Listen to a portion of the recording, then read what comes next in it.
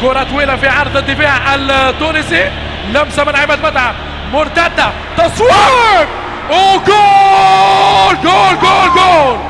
الهدف الأول للنادي الأهلي محمد أبو تريكة. 150 و200%، والصاد زيدان، والصاد زيدان، والصاد زيدان، هي خطيرة والصاد صعبة وإمكانية جول، وجول بوتريكا، جول بوتريكا، بوتريكا بوتريكا بوتريكا، ريح لك على ريكا، ريح لك على ريكا واعمل لك مزيكا واستمتع ببوتريكا. الفرعون الصغير مركز، كورة ممتازة، وجول، جول، جول، جول، جول، هدف من الراية، الفرعون الكبير، أي خوفه وأي خفرع وأي منقرع، يا بوتريكا، يا بوتريكا، ريحنا على ريكا، افرح يا أهلي، العب يا أهلي، احمد الله يا أهلي، مش ممكن مش ممكن مش ممكن، مع بوتريكا حبيبي. إنما مصر ستظل في القلب. مصر لو طلبت مني عينيا وقلبي أنا تحت أمرها.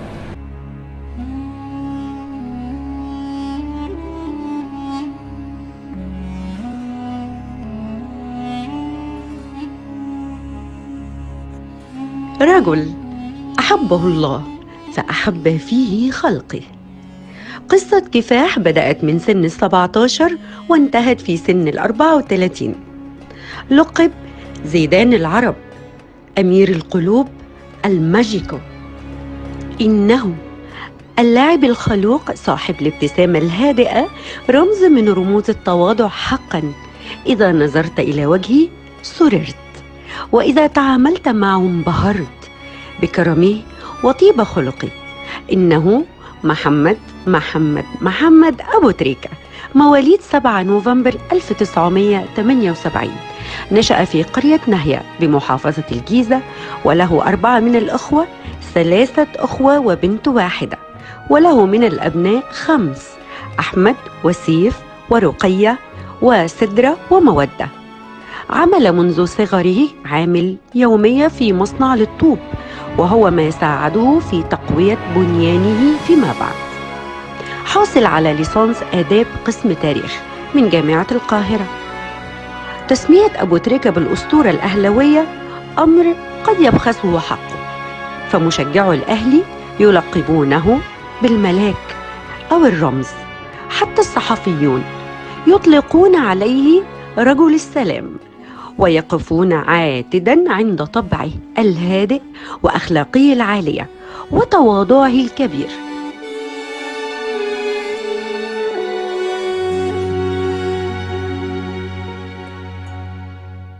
في أي بلد عربي وين تمشي يحبوه ويحترموه، مثل ما كل المصريين يحبون محمد أبو تريكة، فإنه أنا وكل السعوديين يحبون محمد أبو تريكة. أبو تريكة أخلاق أبو تريكة غير. أبو تريكة. عامل إيه؟ الحمد لله. أخبارك؟ الحمد لله. تمام؟ تحب كورة؟ جايب لك تيشيرت بقى من معايا، خلي بالك من نفسك، خلي بالك من علاجك.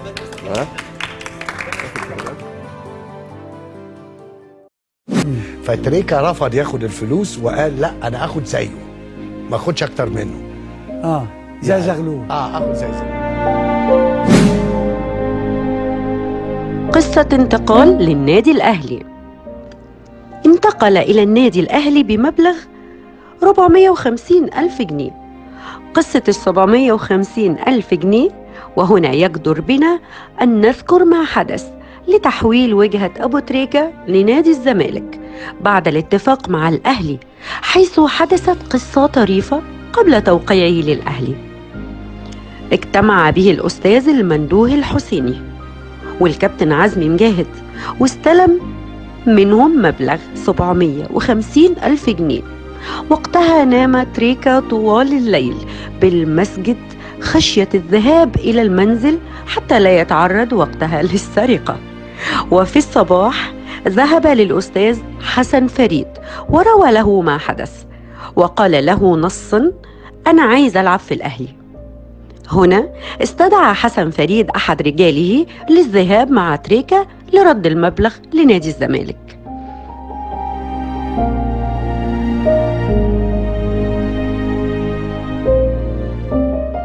2006 2007 2008 2009 2010 2011.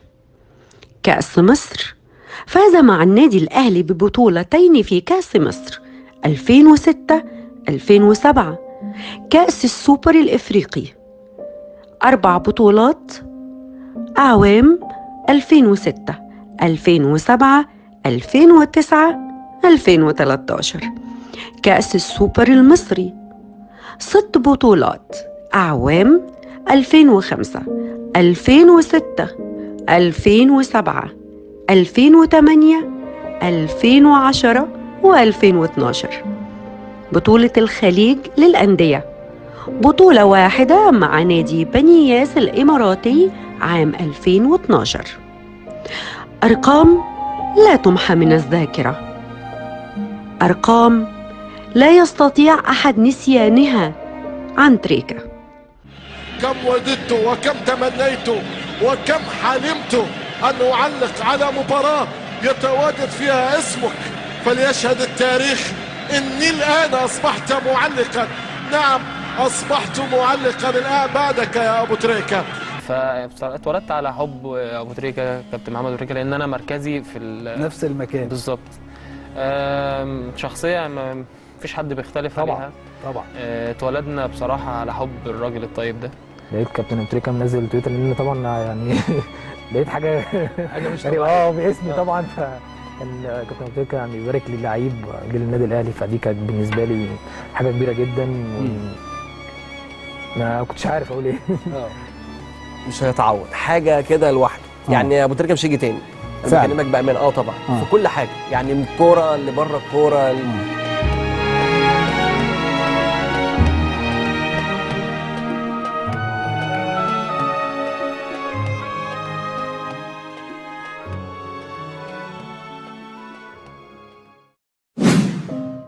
أعماله الخيرية 2005 انضمامه لمباراة ضد الفقر ضمن 40 من نجوم العالم في دوزلدورف بألمانيا. 2008 تبرعه لبناء مسجد في كوماسي بغانا وقام بافتتاحه في 2013. 2009 تبرعه لبناء مسجد في رواندا. 2012 تبرعه لصالح أسر ضحايا استاد بورسعيد. 2013 أهدى نجيب ساويرس شيك ب1,000,000 جنيه، فقام تريكة بإهدائه للجمعيات الخيرية. أقول لك عليه حاجة، أنا شاهد يعني الإنسان دوت. جيت في مرة أنا ادينا له 1,000,000 جنيه جايزة من موبيلين وكده، بدل ما ياخد ال1,000,000 جنيه راح متبرع بيها للملاجئ وكده وبتاع وكده. يعني انا مختلف مع الايديولوجيه مثلا، مختلف، لكن ده انسان على خلق وبيعرف ربنا ومتدين تدين حقيقي واحسن لاعب مصري يعني، وانا بفتخر بيه يعني. مواقفه الطيبه التي كانت من ضمن الاسباب في حب جمهور الاهلي له في افريقيا 2006 وتضامنه مع الصور المسيئه للرسول صلوات الله وسلامه عليه في مباراة النهائي بكشفه عن قميص أبيض يرتديه وكتب عليه: نحن فداك يا رسول الله. في أفريقيا 2008 أعلن دعمه للقضية الفلسطينية خلال مباراة مصر والسودان من خلال شعار تعاطفاً مع غزة. في وصاية بتكتبها قبل الموت.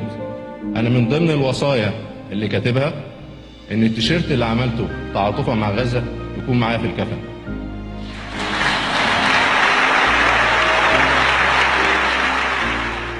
كذلك موقفه وتضامنه مع أسر الشهداء بعد حادثة استاد بورسعيد. أبو تريكة ربنا يكرمه يا رب، وقف جنبنا كتير، بس الظروف بقى ربنا يكرمه يا رب، ربنا يكرمه.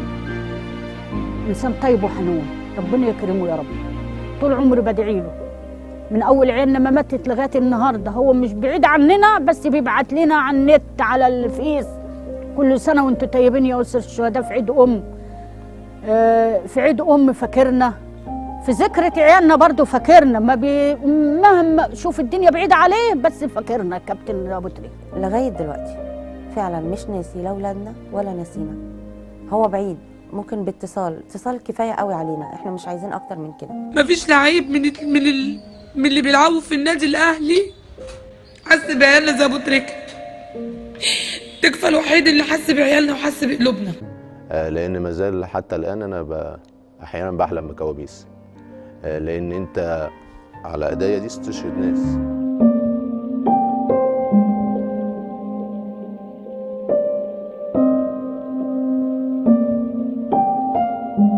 وفي سن 34 وفي 18 ديسمبر 2013 وبعد كل هذه المواقف الطيبة والخيرية قرر أن يترك الملاعب بعد كأس العالم للأندية بالمغرب، واعتزل تريكة كرة القدم تاركا ورائه إرثا عظيما وأرقام وتواريخ لم ولن تمحى من الذاكرة، إرثا تعلمنا منه نحن الكبار وكذلك الصغار معنى الحب والتواضع واحترام الذات.